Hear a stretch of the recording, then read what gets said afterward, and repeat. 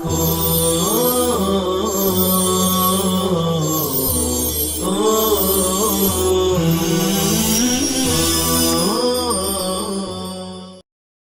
اللہ الرحمن الرحیم۔ عزیز طلباء اور سامعین، السلام علیکم ورحمۃ اللہ وبرکاتہ۔ اللہ کے فضل و کرم سے اشاعت العلوم آن لائن درس و تدریس میں ہدایہ اولین کی جلد ثانی سے کتاب الایمان کا سبق ہم پڑھ رہے ہیں، اور آج کا ہمارا سبق نمبر 11 ہے۔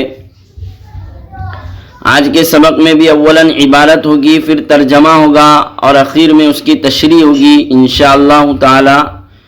شروع کرتے ہیں ہم اپنا سبق۔ بسم اللہ الرحمن الرحیم۔ ثم المذکور فی الکتاب فی بیان ادنى الکسوة مروی عن محمد وعن ابی یوسف وابی حنیفة رحمہم اللہ ان ادناہ ما یستر عامة بدنہ حتى لا يجوز السرابيل وهو الصحيح لأن لابسه يسمى عريانا في العرف، لكن ما لا يجزيه عن الكسوة يجزيه عن الطعام باعتبار القيمة، وإن قدم الكفارة على الحنث لم يجزيه. وقال الشافعي رحمه الله يجزيه بالمال لأنه أداها بعد السبب وهو اليمين، فأشبه التكفير بعد الجرح. ولنا أن الكفارة لستر الجناية ولا جنايتها هنا، واليمين ليست بسبب لأنه مانع غير مفض بخلاف الجرح لأنه مفض. ثم لا يسترد من المسكين لوقوعه صدقة. یہ عبارت ہوئی۔ ترجمہ: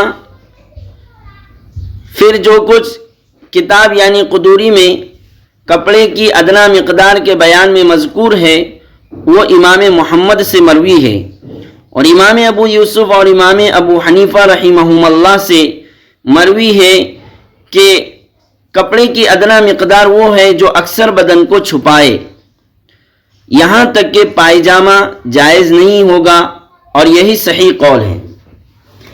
لأن لابسه يسمى عريانا في العرف، اس لیے کہ پائجامہ پہننے والے کو ننگا شمار کیا جاتا ہے عرف میں، لیکن کپڑے کی جو مقدار کافی نہیں ہوتی ہے وہ کافی ہوگی غلے کے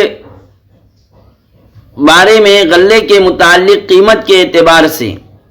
وَإِن قَدَّمَ الْكَفَّارَةَ عَلَى الْحِنْثِ، اور اگر اس نے کفارے کو حنث یعنی قسم ٹوٹنے پر مقدم کیا، لم یجزی، تو اس کے لیے کافی نہیں ہوگا۔ اور امام شافعی رحمۃ اللہ علیہ فرماتے ہیں کہ مال کے ذریعے اس کے لیے کافی ہوگا، اس لیے کہ اس نے سبب کے پائے جانے کے بعد کفارہ ادا کیا ہے۔ وہو الیمین، اور وہ سبب یمین ہے۔ فاشبہ التکفیر بعد الجرح، پس یہ زخم لگانے کے بعد کفارہ دینے کے مشابہ ہو گیا۔ وَلَنَا أَنَّ الْكَفَّارَةَ لِسِتْرِ الْجِنَایَةِ، اور ہماری دلیل یہ ہے کہ کفارہ جرم کو چھپانے کے لیے دیا جاتا ہے، اور یہاں پر کوئی جنایت نہیں ہے۔ وَلَا جِنَایَتَهَا هُنَا وَالْيَمِينُ لَيْسَتْ بِسَبَبٍ، اور قسم یہ سبب نہیں ہے، یمین سبب نہیں ہے۔ لِأَنَّهُ مَانِعٌ غَيْرُ مُفْضٍ، اس لیے کہ یہ مانع ہے، مفضی الی الحنث نہیں ہے۔ بخلاف الجرح، برخلاف زخم لگانے کے، لِأَنَّهُ مُفْضٍ، اس لیے کہ وہ مفضی الی الحنث ہے۔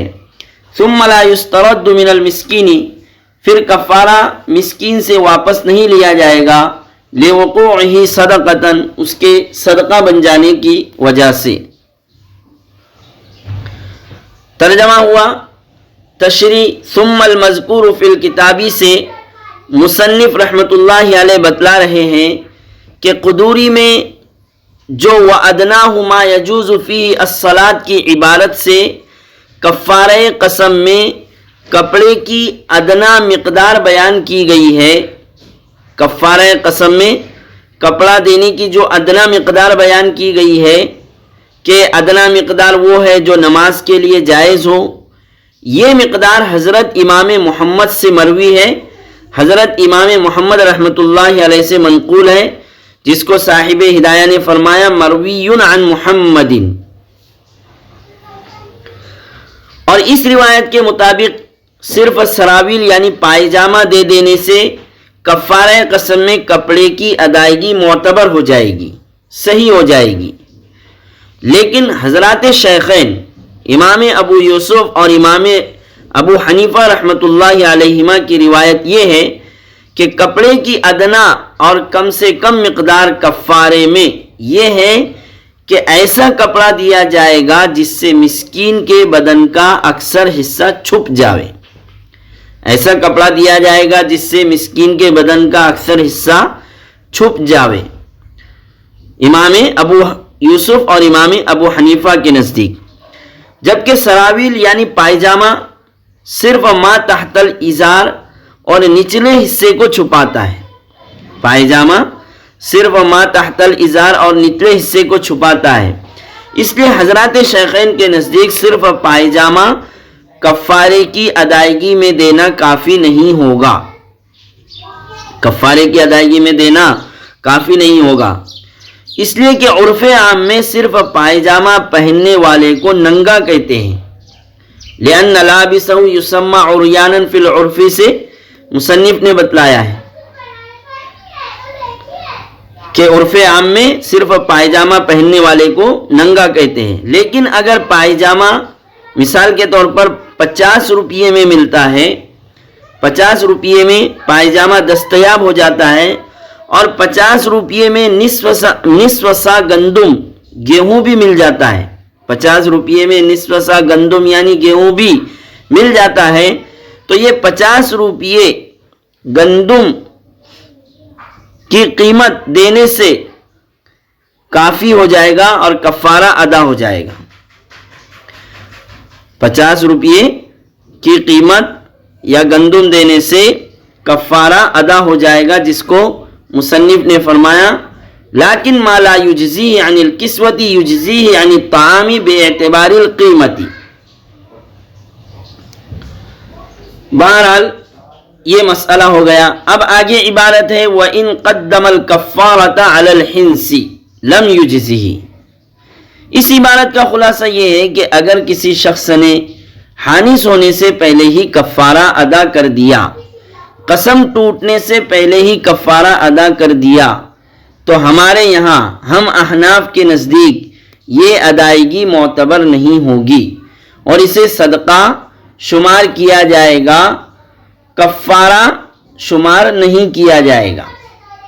لیکن امام شافعی رحمۃ اللہ علیہ کے نزدیک حانث ہونے سے پہلے قسم کا کفارہ مال کے ذریعے ادا کرنا صحیح ہے۔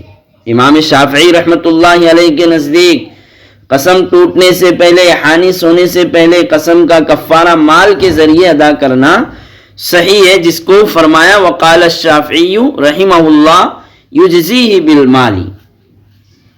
کیوں صحیح ہے؟ فرماتے ہیں امام شافعی کی دلیل کہ حنث اور قسم ٹوٹنے سے پہلے کفارہ کا ادا کرنا اس لیے معتبر اور صحیح ہے کہ کفارہ اس کے سبب یعنی یمین اور قسم کھانے کے بعد ادا کیا گیا ہے۔ کفارے کا سبب یعنی یمین اور قسم کھانے کے بعد ادا کیا گیا ہے۔ قسم پائی گئی، یمین پائی گئی، یہ کفارے کا سبب پایا گیا، تو کفارے کا سبب پائے جانے کے بعد کفارہ ادا کیا گیا ہے۔ جیسے اگر کوئی کسی کو زخمی کرنے کے بعد اور اس کی موت سے پہلے کفارہ قتل ادا کر دے تو یہ بھی صحیح ہے۔ کسی کو زخمی کرنے کے بعد اور اس کی موت سے پہلے کفارہ قتل ادا کر دے تو صحیح ہے۔ اسی طرح یہاں بھی قسم کھانے کے بعد اور حانث ہونے سے پہلے کفارہ ادا کر دے تو امام شافعی کے نزدیک یہ کفارہ صحیح ہوگا۔ لیکن ہمارے نزدیک کفارہ قسم ٹوٹنے سے پہلے ادا کرنا صحیح نہیں ہوگا۔ ولنا سے ہماری دلیل بیان کی گئی ہے، ولنا ان الکفارۃ لستر الجنایتی، کہ ہماری دلیل یہ ہے کہ کفارہ دراصل جنایت اور جرم کو چھپانے اور ختم کرنے کے لیے ادا کیا جاتا ہے۔ جنایت اور جرم کو چھپانے اور ختم کرنے کے لیے کفارہ ادا کیا جاتا ہے، اور قسم ٹوٹنے سے پہلے یہاں جنایت معدوم ہے، قسم ٹوٹی ہی نہیں، اس لیے کوئی جرم نہیں پایا گیا، کوئی جنایت نہیں پائی گئی، اس لیے قسم ٹوٹنے سے پہلے کفارہ ادا کرنا صحیح نہیں ہے. اور رہی یہ بات کہ کفارہ کا سبب یمین ہے، تو وہ کفارے کا سبب نہیں ہے. یمین کفارے کا سبب نہیں ہے، بلکہ کفارے کا سبب تو حانث ہونا ہے، قسم کا ٹوٹنا ہے. اس لیے حنث سے پہلے کفارہ صحیح نہیں، قسم ٹوٹنے سے پہلے کفارہ ادا کرنا صحیح نہیں ہوگا. اسی کو فرمایا کہ وَلَنَا أَنَّ الْكَفَّارَةَ لِسِتْرِ الْجِنَایَةِ وَلَا جِنَایَةَ هَاهُنَا وَالْيَمِينُ لَيْسَتْ بِسَبَبٍ. آخری عبارت ہے ثُمَّ لَا يُسْتَرَدُّ مِنَ الْمِسْكِينِ لِوُقُوعِهِ صَدَقَةً، یعنی یہ کہ مسکین کو کفارہ ادا کرنے کے بعد اس مسکین سے، اس غریب سے وہ کفارہ واپس نہیں لیا جائے گا. کفارہ قسم میں جو بھی اس نے ادا کیا ہے، کھانا، کپڑا، قیمت وغیرہ، تو مسکین کو وہ کفارہ ادا کرنے کے بعد اس سے واپس نہیں لیا جا سکتا ہے، اس لیے کہ اب وہ مسکین کو ادا کرنے کے بعد صدقہ بن گیا ہے، اور صدقے کو واپس لینا صحیح نہیں ہے، جائز نہیں ہے. اس لیے یہ ادا کیا ہوا کفارہ مسکین سے واپس نہیں لیا جائے گا، جس کو مصنف نے فرمایا ثم لا يسترد من المسکین لوقوعه صدقة.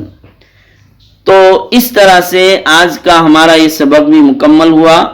اب ہم دیکھیں گے آئندہ کل اگلا سبق انشاءاللہ تعالی. سبحان اللہ و بحمدہ، سبحان اللہ العظیم.